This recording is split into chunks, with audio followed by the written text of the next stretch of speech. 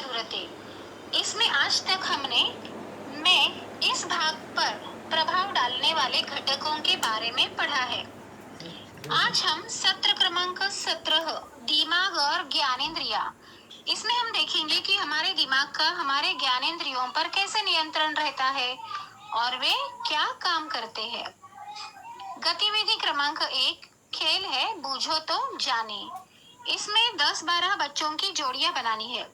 हर जोड़ी के एक बच्चे की आंखें बंद करनी है और दूसरे बच्चे के हाथ में कटे हुए आलू के कुछ टुकड़े देकर उसे कहीं दूर खड़ा करना है। अब जिसकी आंखें बंद है वे बच्चे अपने साथी को ढूंढेंगे और उनके हाथों में क्या चीज है वह पहचानेंगे। यह चीज क्या है यह पहचानने के लिए बच्चे उसे जीभ से चख सकते हैं, हाथों से स्पर्श कर सकते हैं और नाक से सूंघ सकते हैं। तब उनका दिमाग समझता है कि यह आलू है। जब हमारी आंखें काम नहीं कर रही है तब हमारे अन्य इंद्रियां ज्यादा सक्रिय हो जाती है और तेजी से काम भी करने लग जाती है। जो लोग सुन नहीं पाते वे दूसरों की होठों की हलचल से समझ पाते हैं। ऐसे ही एक कहानी आज हम देखने वाले हैं, असामान्य हेलन केलर। यह एक ऐसी महिला की कहानी है जो अंधी, गूंगी, बहरी होने के बावजूद पढ़ लिख तो सकती थी, संगीत सुन सकती थी, पर बड़ी सभाओं में वे भाषण भी दे सकती थी। उनका नाम था हेलन केलर। बच्चों, कहानी कुछ ऐसी है। हेलन केलर का जन्म अमेरिका के छोटे से शहर में हुआ। जब उनका जन्म हुआ तो वे देख और सुन सकती थी, लेकिन 1.5 साल की उम्र में वे एक बीमारी की वजह से अंधी और बहरी हो गई। जो शब्द बोलना उन्होंने सीखे थे वे भी भूल गए और वे गूंगी बन गई। धीरे धीरे वे बड़ी हो रही है तो, लेकिन लोग उनकी बातों को समझ नहीं पाते थे और वे गुस्सा होकर अपने आप को जमीन पर पटक देती थी। उनके माता पिता भी बहुत परेशान थे। ऐसी स्थिति में उनकी भेंट एन सलीवन के साथ हुई, जो ऐसे बच्चों को पढ़ाने की प्रशिक्षण ले चुकी थी। जब वो पहली बार हेलन से मिली तो उसे एक गुड़िया भेंट कर दी और उसके हाथों पर अपनी उंगली से लिखा DOLL डॉल। बच्चों, पहली बार हेलन ने कुछ सीखने की कोशिश की थी। Pen, cup, sit, walk, water ऐसे शब्द समझने की भी उन्होंने कोशिश इसी तरह से जारी रखी।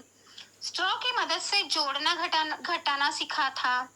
मिट्टी के उभरे हुए नक्शे से उन्होंने भूगोल सीखा, जिसमें सीमाएं, रास्ते, नदियां आदि समझाने के लिए टीचर ने लकड़ी और रस्सियों का उपयोग किया था। फिर एन उनको ऐसे स्कूल में ले गई जहां वे खुद भी पढ़ी थी।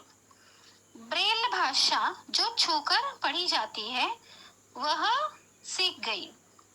उसी तरह खेलना, कूदना, नाव चलाना, तैरना, साइकिल चलाना वो सीख गई।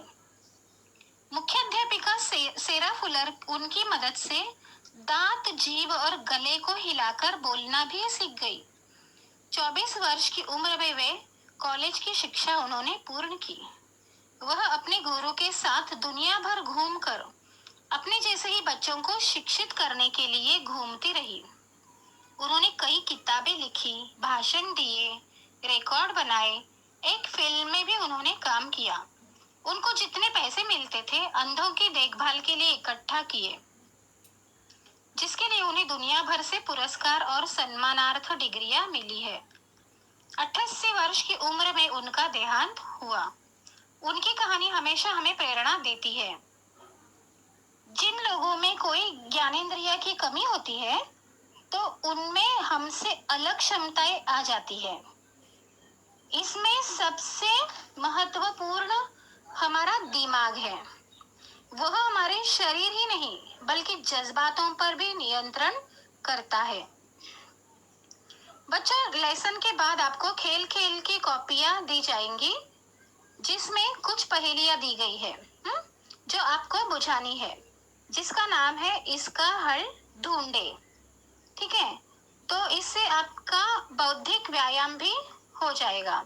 जानकारी पत्रक है, दिमाग के बारे में जानकारी पत्रक दी गई है, स्मरण शक्ति के बारे में बताया गया है। क्या आप जानते हैं इसमें दिमाग की क्षमता के बारे में जानकारी है जो आपको पढ़नी है।